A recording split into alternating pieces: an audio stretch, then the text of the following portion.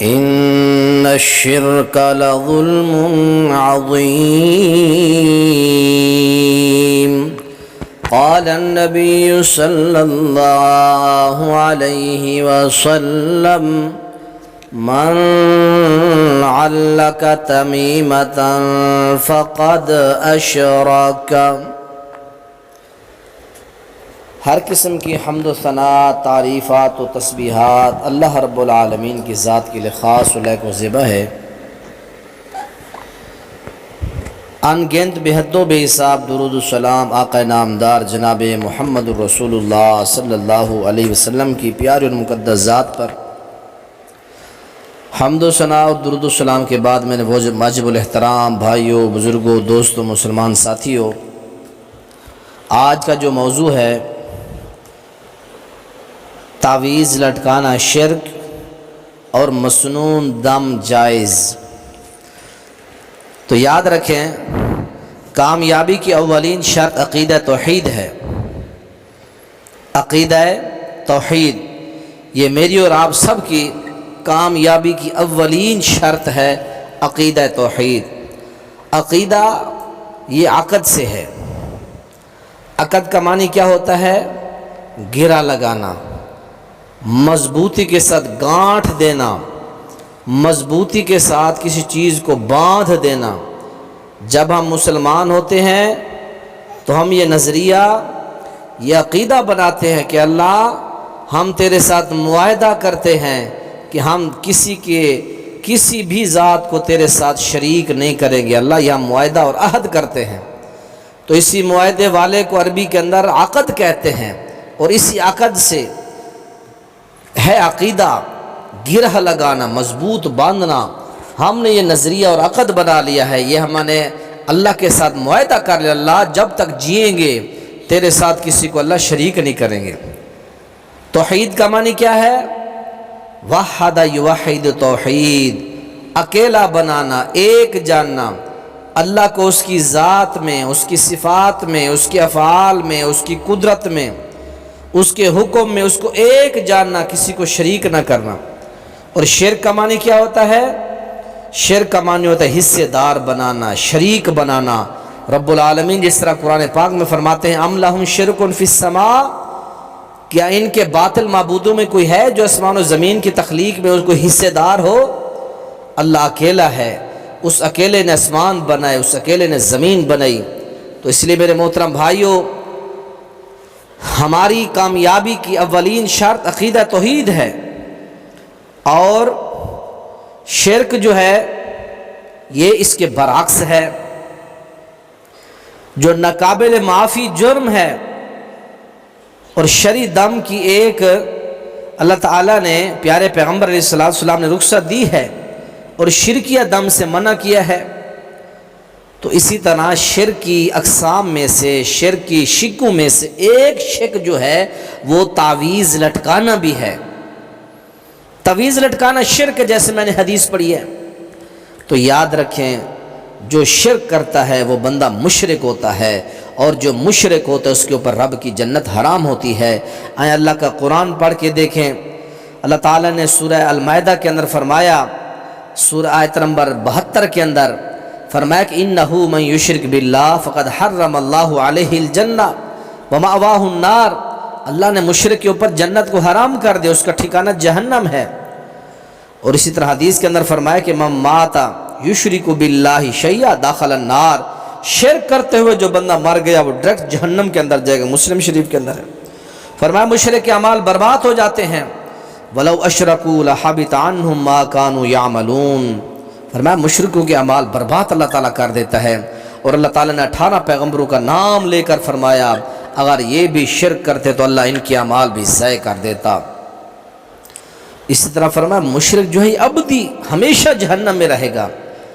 من مات یجعل اللہ ندا ادخل النار، جو اللہ کے ساتھ کسی کو شریک ٹھہراتے ہوئے مر گیا وہ جہنم میں داخل کیا جائے گا۔ بخاری کتاب الایمان والنظر کے اندر یہ حدیث ہے۔ اور اسی طرح فرمایا کہ اجتنبوا الموبقات، 7 ہلاک کرنے والی چیزوں سے بچو، ان میں سے سب سے پہلی چیز الشرک باللہ، صحیح بخاری کے اندر ہے کتاب الوصایا میں، فرمایا کہ سب سے پہلی چیز جو انسان کو برباد کر دیتی ہے، فرمایا کہ وہ شرک ہے، شرک ہلاک کر دیتا ہے۔ مشرک کو سفارش کسی کی حاصل نہیں ہوگی، فما تنفعهم شفاعت الشافعین، اللہ کے نبی نے فرمایا میں سفارش کروں گا قیامت کے دن، میں نے اپنی وہ دعا والا حق چھپا کے رکھا ہے، فَيَا نَائِلَةٌ إِن شَاءَ اللَّهُ مَن مَاتَ مِنْ أُمَّتِي لَا يُشْرِكُ بِاللَّهِ شَيْئًا، صحیح مسلم کے اندر یہ روایت ہے۔ تو اسی طرح شرک کی ایک قسم تعویذ ہے، تو یہ ساری میں نے تمہید اس لیے باندھی کہ لوگوں شرک ناقابل معافی جرم ہے۔ آئیں اب اصل موضوع کی طرف آپ کو لے کر چلتا ہوں۔ تعویذ لٹکانا شرک ہے، لوگ اس سے باز نہیں آتے، یہ بہت بڑا شرک ہے۔ جس طرح اللہ کے نبی علیہ السلام نے فرمایا من صلی یرائی فقط اشرکا، جس نے دکھلاوے کے لیے نماز پڑھی اس نے شرک کیا۔ من تصدق یرائی فقط اشرکا، جس نے کسی کو دکھلانے کے لیے صدقہ کیا اس نے شرک کیا۔ من صام یرائی فقط اشرکا، جس نے کسی کو دکھانے کے لیے روزے رکھے اس نے شرک کیا۔ اسی طرح اللہ کے نبی علیہ السلام نے فرمایا من علق تمیمۃ فقط اشرکا، جس بندے نے تعویذ لٹکایا اس بندے نے بھی اللہ کے ساتھ شرک کیا ہے، اور جو شرک کرتا ہے وہ مشرک ہوتا ہے، جو مشرک ہوتا ہے اس کے اوپر رب نے اپنی جنت کو حرام کر دیا ہے، اس کا ٹھکانہ مأواہ النار، جہنم کی دہکتی آگ اس کا ٹھکانہ ہے۔ یہ پہلی حدیث ہے شرک کی تعویذ لٹکانے کی مذمت میں۔ دوسری حدیث ملاحظہ فرمائیں، یہ حدیث جو پڑھی ہے یہ مسند احمد کے اندر آتی ہے، یہ دوسری حدیث سنیں، فرمایا من تعلق تمیمۃ فلا اتم اللہ لہ،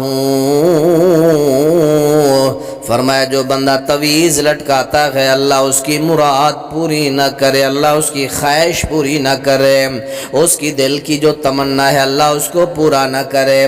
آج تعویذ اس لیے لیے جاتے ہیں تاکہ منت پوری ہو جائے، دل کی خواہش پوری ہو جائے، دل کی مراد پوری ہو جائے۔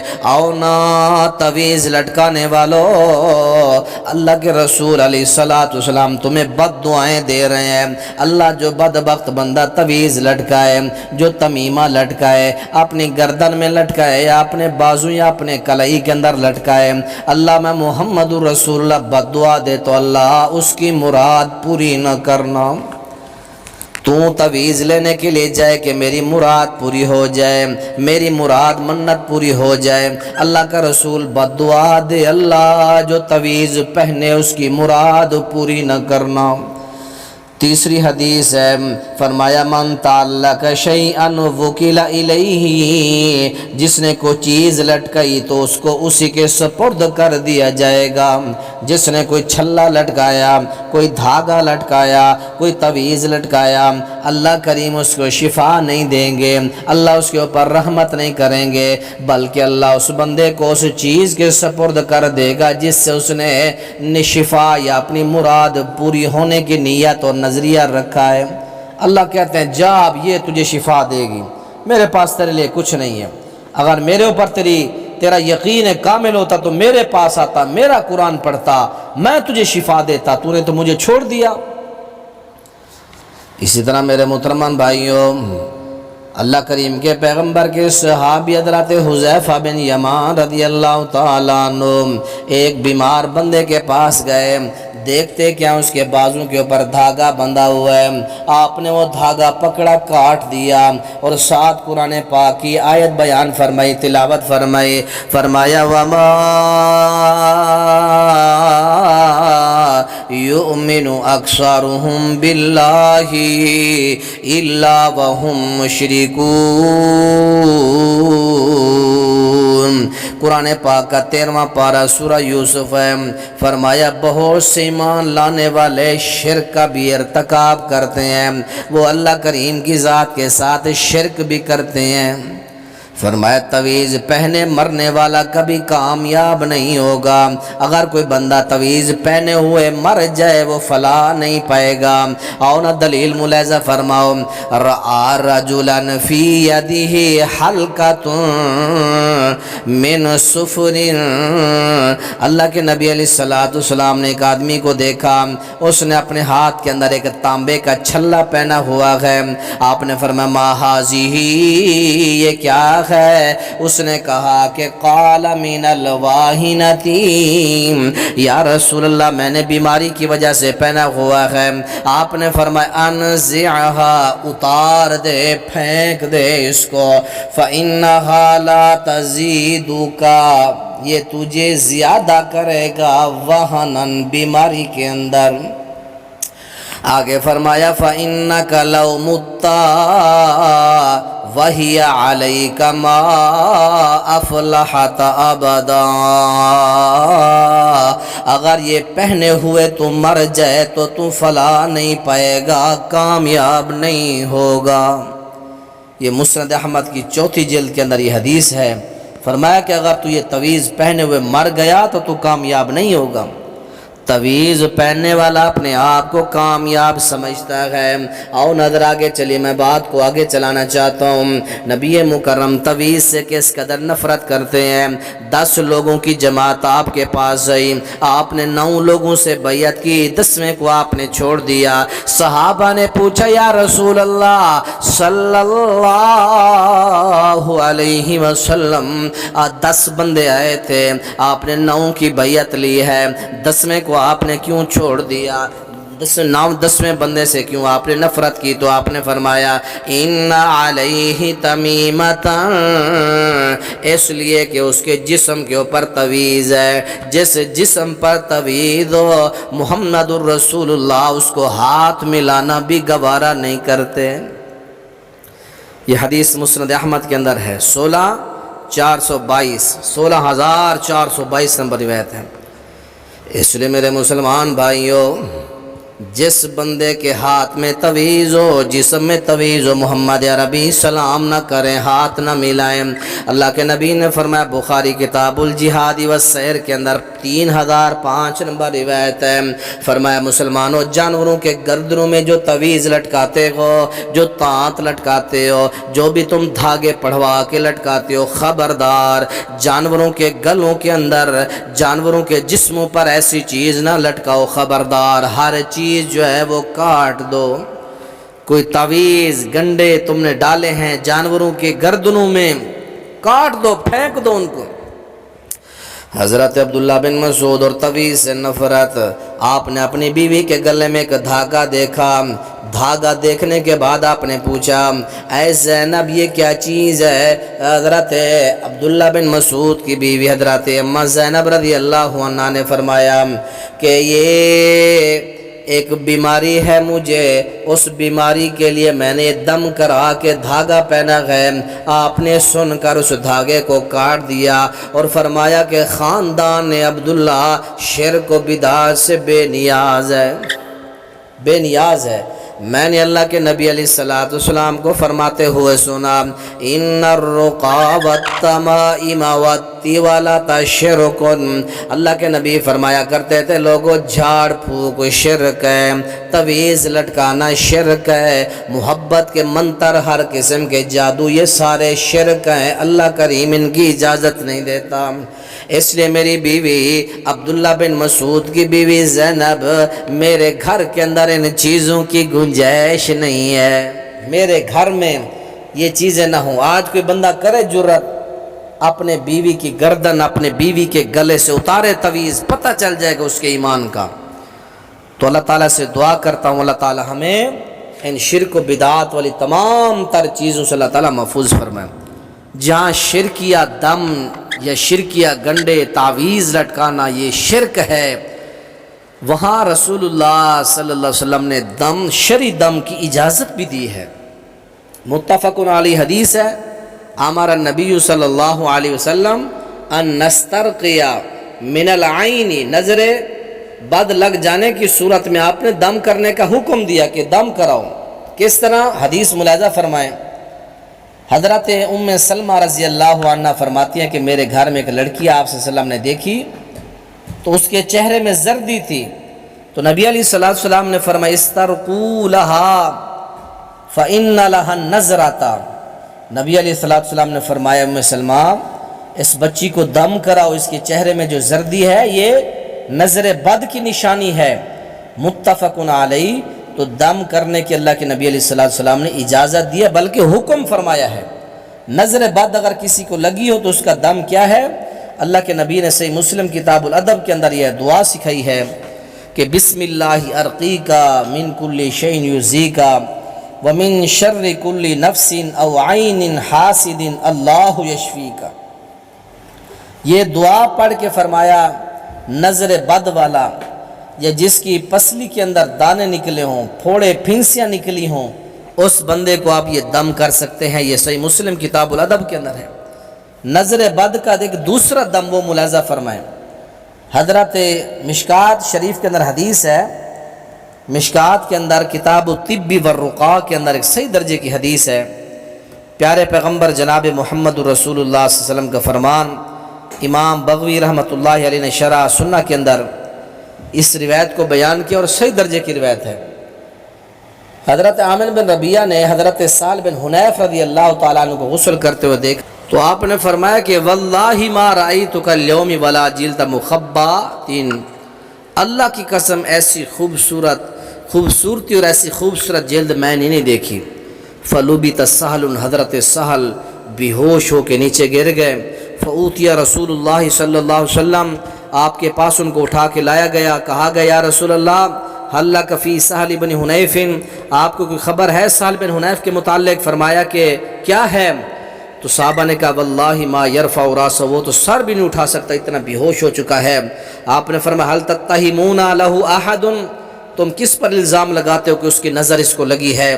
تو صحابہ نے کہا نتہم عامر بن ربیعہ، ہم کہتے ہیں کہ اس کو نظر جو لگی ہے وہ عامر بن ربیعہ رضی اللہ تعالیٰ عنہ کی لگی ہے۔